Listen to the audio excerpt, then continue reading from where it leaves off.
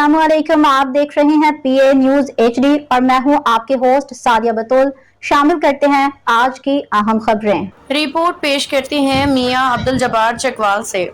KP Kashmir और गिलगित बल्तिस्तान में तबाही कातिलाना सैलाब से 200 अफराद जाम भाग मुतअद्दिद लापता।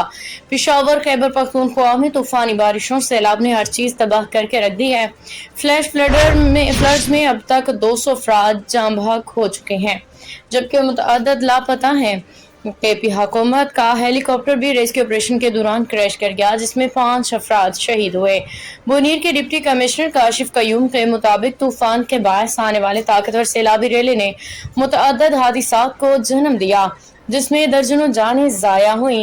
रेस्क्यू टीमों ने अब तक 56 लाशें निकाली हैं जबकि मजीद मुतासरीन की हालत तशवीशनाक होने का खदशा है। एहलकारों ने मजीद कहा कि सबसे ज्यादा नुकसान पहाड़ी इलाकों में हुआ जहां फंसे हुए रहायशियों को निकालने के लिए हेलीकॉप्टरों का इस्तेमाल किया जा रहा है। पाकिस्तान तहरीक इंसाफ के चेयरमैन बैरिस्टर गोहर ने कहा कि तहसील डिगर, गदीजई और गाघरा सबसे ज्यादा मुतासरा इलाके हैं।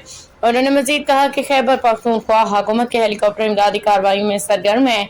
वज़ीर इत्तलात अता तारड़ ने बताया कि वज़ीर आज़म शहबाज शरीफ ने नेशनल डिजास्टर मैनेजमेंट अथॉरिटी के चेयरमैन लेफ्टिनेंट जनरल इनाम हैदर से खैबर पख्तूनख्वा में सैलाब की सूरत हाल का जायजा लेने के लिए राब्ता किया था।